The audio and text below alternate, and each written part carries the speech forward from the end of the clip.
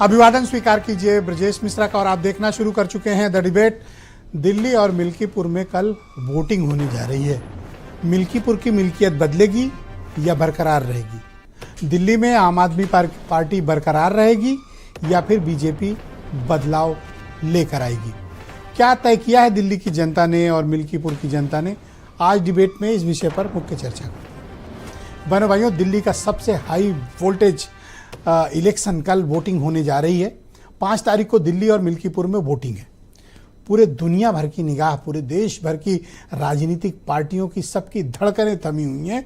क्यों? क्योंकि दिल्ली का चुनाव है और दिल्ली का चुनाव हमेशा की तरह सबसे तनावपूर्ण चुनाव होता है। ऐसा क्या है दिल्ली में कि हर बार के चुनाव सामान्य विधानसभा के चुनाव के मुकाबले अत्यंत प्रतिष्ठापरक, डू एंड डाई वाले होते हैं? ऐसा क्या है दिल्ली में? और दिल्ली के मतदाताओं का क्या करिश्मा है कि लोकसभा में वो बीजेपी के साथ, विधानसभा में केजरीवाल के साथ? वहां के मतदाता एक शोध का विषय है।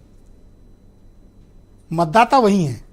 वोटिंग बिहेवियर में बदलाव है और बदलाव छोटा मोटा नहीं, वर्टिकल चेंज होता है।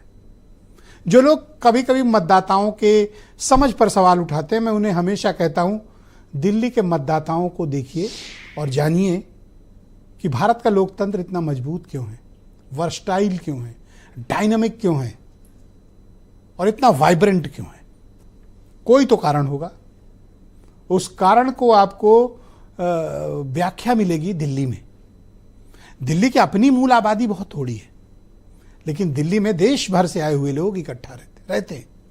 और सबसे बड़ी आबादी है उत्तर प्रदेश के लोगों की, पूर्वांचल के लोगों की, पश्चिम के लोगों की, रुहेलखंड बुंदेलखंड के लोगों की और बिहार के लोगों की। मैंने पिछली डिबेट में भी कहा था 29 से ज्यादा सीटें पूरबिये तय करते हैं, फिर बची हुई सीटें 15-17 पंजाबियों के हाथ में, कंट्रोल में। और दिल्ली एक मिक्स्ड कल्चर की जगह है। दिल्ली में नफरत कुछ एक इलाके में मिल सकती है, हिंदू मुसलमान कुछ एक इलाके में, नॉर्थ वाली सीट में, नॉर्थ ईस्ट वाली सीट में मिल सकता है, लेकिन दिल्ली कमोबेश एक अपने आप में एक बहुत ही शांत और प्रगतिशील समाज है। कौन रहते हैं दिल्ली में लोग? दिल्ली में बहनों भाइयों 2 क्लास रहता है। एक आम आदमी रहता है, एक वीआईपी रहता है, बीच में कोई नहीं रहता। आम आदमी सब बराबर है, जब तक आप वीआईपी न हो वहां सब आम आदमी है। तो दिल्ली के मतदाताओं ने इस बार क्या तय किया है? क्या केजरीवाल को तीसरा टर्म देने के लिए दिल्ली की जनता तैयार है? और केजरीवाल को अगर तीसरा टर्म देगी तो क्या साथ में कुछ रिस्ट्रिक्शन लगाएगी? उनके पावर में कुछ कमी करेगी जनता? उनको दिए गए जनादेश में कुछ कमी आएगी? या केजरीवाल उसी ताकत के साथ कंटिन्यू करेंगे? बहनों भाइयों, आम आदमी पार्टी कभी इस बात का कंप्लेन नहीं कर सकती दिल्ली के लोगों से। दिल्ली की जनता ने आम आदमी पार्टी को जब भी दिया छप्पर फाड़ कर दिया। अब दिल्ली की जनता को परफॉर्मेंस की गारंटी चाहिए, ग्राउंड पर होता हुआ काम दिखना चाहिए दिल्ली की जनता को। लेकिन जिस तरह से रायसीना हिल और दिल्ली के सिविल लाइन के बीच के झगड़े हैं, मतलब दिल्ली राज्य और केंद्र सरकार के बीच, आम आदमी पार्टी और भारतीय जनता पार्टी अपने राजनीतिक झगड़े के चरम पर है और दिल्ली उससे प्रभावित भी हो रहा है, इसमें कोई दो राय नहीं है।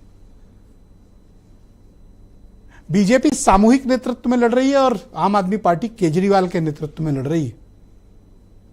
मुकाबला बेहद दिलचस्प है। कल मैं अरविंद केजरीवाल का ट्वीट देख रहा था। उन्होंने कहा 55 सीटें हमें मिल सकती हैं। पिछली बार उनकी जो 63 सीटें थी वो खुद अपनी कुछ सीटें कम कर रहे हैं। इसका मतलब कि मुकाबले में भारतीय जनता पार्टी को पहले के मुकाबले बढ़त है। सरकार बनाए नहीं बनाए एक अलग विषय, पर बीजेपी को बढ़त को केजरीवाल ने एक्सेप्ट किया है।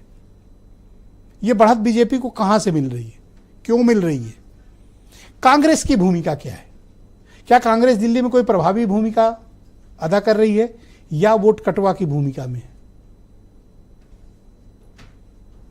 दिल्ली किसी भी कीमत पर, भारतीय जनता पार्टी की जो टॉप लीडरशिप है वो दिल्ली किसी कीमत पर गंवाना नहीं चाहती। ये दिल्ली की लीडरशिप के लिए बीजेपी की अंतिम चुनाव है दिल्ली का। अगर वो हारे तो फिर केजरीवाल के सामने बीजेपी कभी दिल्ली के विधानसभा के चुनाव में खड़ी नहीं हो पाएगी। बीजेपी की वही हालत केजरीवाल करेंगे जो कांग्रेस की हुई। इसलिए बीजेपी को पता है कि उनका मुकाबला किसी सामान्य दल से नहीं है, समाजवादी पार्टी, कांग्रेस, टीडीपी या डीएमके टाइप से नहीं है, अरविंद केजरीवाल से। मैंने पिछली बार भी कहा था कि अगर बीजेपी 36 कला की माहिर है तो केजरीवाल एक और कला जानते हैं, 37 कला के माहिर हैं। बीजेपी को बीजेपी की स्टाइल से लड़ने का और जो कैंपेन करने का उनका तरीका है, ये देश भर में चर्चा का विषय बना हुआ है, जीत हार किसी की भी हो। एक बात बीजेपी के फेवर में भी इस बार जा रही है, बीजेपी में आपसी गुटबाजी खत्म कर ली दिल्ली में। जो उनकी सबसे बड़ी कमजोरी थी उसको उन्होंने ताकत में बदल लिया है, और यह बात केजरीवाल को परेशान कर रही है। आज हम मिल्कीपुर की भी बात करेंगे, कल भी की थी, आज भी करेंगे। तो मैं चाहता हूं कुछ स्टेटमेंट आप सुने और फिर दिल्ली और मिल्कीपुर पर समग्र चर्चा करेंगे। अब पूरी दिल्ली के माहौल से ये तो साफ हो गया है कि आम आदमी पार्टी ऐतिहासिक जीत की तरफ बढ़ रही है और भारतीय जनता पार्टी अपने एग्जिस्टेंस के सबसे बुरी हार की तरफ बढ़ रही है। तो भारतीय जनता पार्टी जाहिर तौर पे कुछ भी करेगी। सिर्फ झूठी घोषणाएं और झूठे वादों से सरकार नहीं बनती। अरविंद केजरीवाल, तुमने दिल्ली को धोखा दिया है, इसलिए बार बार तुम्हारी हताशा, निराशा तुम्हारे वक्तव्यों में दिखाई देती है। दिल्ली मन बना चुकी है। दिल्ली इस बार विकसित दिल्ली के लिए वोट करेगी, बेहतर दिल्ली के लिए वोट करेगी। भारतीय जनता पार्टी बहुत कुछ कर रही है, कार्यकर्ताओं को पकड़ रही है, डरवा रही है, धमका रही है, लाठी मरवा रही है। ये मिल्कीपुर की जनता इस देश में एक इतिहास कायम करेगी और भारतीय जनता पार्टी के अन्याय अत्याचार का खात्मा की शुरुआत यहीं से होगी। हम लोगों ने अपनी बात घर घर तक लोगों की पहुंचाई है। जो विपक्ष का एक नेगेटिव एजेंडा है उसको बेनकाब करने का काम किया है।